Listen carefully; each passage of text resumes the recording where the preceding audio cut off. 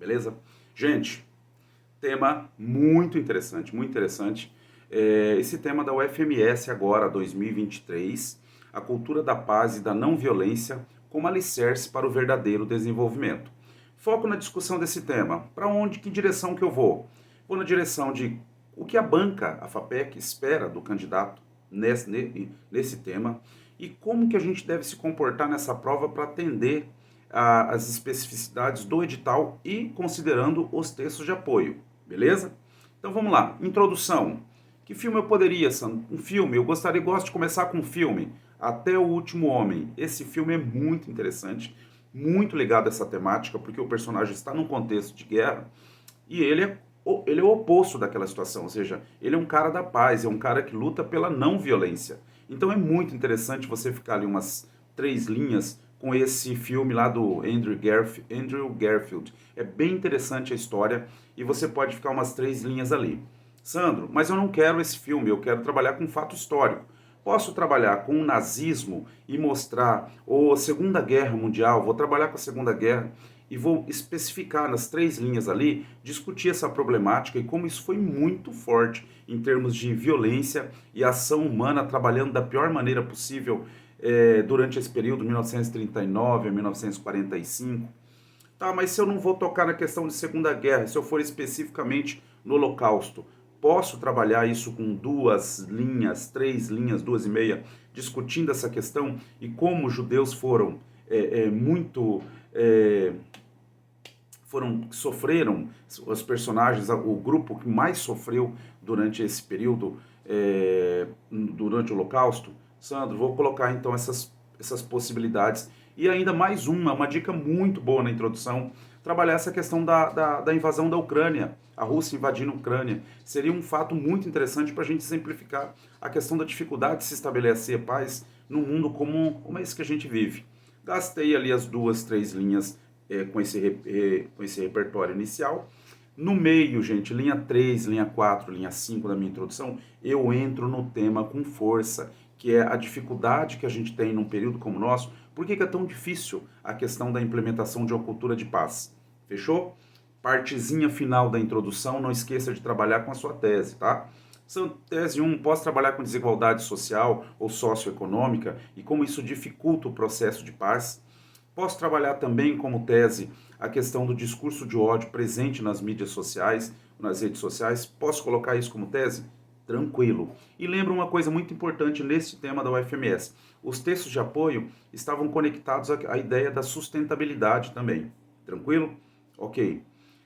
D1. Tá, no D1, Sandro, eu vou trabalhar as questões relativas à desigualdade social. Eu vou mostrar como essa disparidade socioeconômica em um país tão desigual como o Brasil, isso é um fator que fomenta a dificuldade de você construir essa cultura da paz, beleza?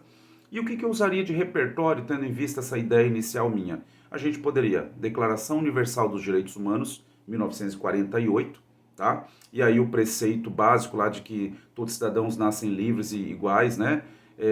Ou seja, está lá no escopo legal, está lá no corpo da lei, estão lá todos os direitos. No entanto, a gente nota que isso não se efetiva na prática. A dificuldade num país como o nosso, por exemplo, tá? Tá, mas e se eu for para o artigo 5º da Constituição Federal de 1988? Todos são iguais perante a lei, independente de qualquer natureza. Olha aí outro repertório mega interessante para você usar no D1 e mostrar que sim, as leis, elas estão lá.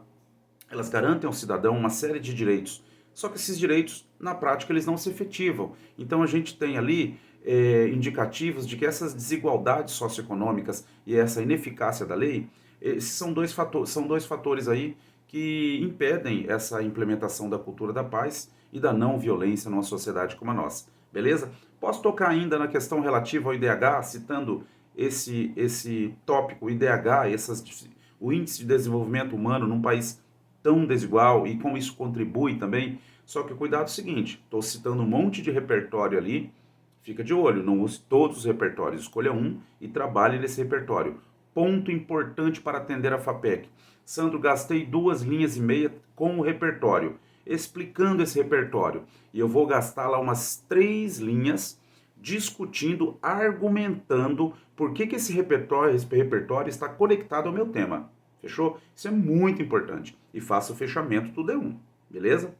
Vai lá no D2, desenvolvimento 2. São no desenvolvimento 2 eu vou trabalhar com as questões relativas a como o discurso de ódio, ele também no ambiente virtual, via fake news, por exemplo, ele acaba incentivando e dificultando a implementação da cultura da paz, a efetivação de uma cultura da paz numa sociedade tão marcada por notícias falsas. Posso trabalhar isso e usar alguns exemplos que nós temos aí a rodo, né, num país como o nosso, de mostrar que o discurso de ódio realmente ele acaba dificultando cultura de paz, beleza?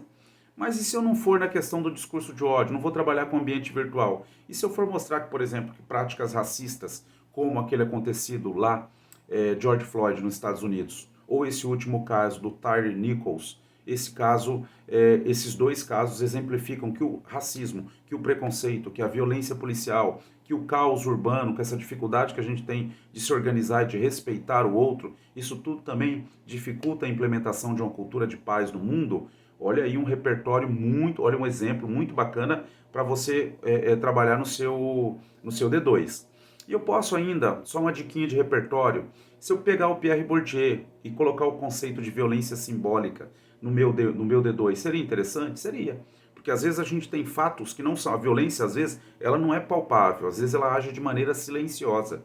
E isso também é uma forma de violência. Essa também é uma forma de violência. Então você tem um D2 ali com bastante repertório, só que outro ponto importante, de novo, use o repertório, use um fato, use um exemplo que mostra a dificuldade de acesso a serviços ou dificuldades de acesso a acessar e garantir essa cultura da paz, só que conecte o seu repertório, o seu exemplo e se posicione no texto. Mostre que o famoso indício de autoria, você está no texto, você está refletindo a respeito do assunto discutido. Tranquilo? Foi o D2. Lembrando, agora o último parágrafo, a conclusão. Sandro, tenho dificuldade na conclusão. Primeiro, usa um conectivo que os alunos top sempre usam, um portanto, tá? Evidencia-se, portanto, compreende-se, portanto. Pronto, arrematei puxando para a minha conclusão. Ok, qual é a dica fundamental? Retoma o tema. Retoma a cultura da paz e da não violência. Esse é o tema. Beleza, retomo mostrando como é difícil. Por que é difícil? Aí você resuma o seu D1 e resuma o seu D2. Isso vai te dar o quê? 3, 4 linhas para você fazer essa conclusão. Nossa, mas ela em relação à PI ela é pequena. Ela é pequena porque a PI é aquela lista toda do que você deve atender. Mas nós estamos mexendo com conclusão. Tranquilo? Você vai gastar aí 4, 4,5, 5 linhas de conclusão. Tá de bom tamanho e tem um tema muito substancioso para a gente discutir. Fechou? É isso. Beijão.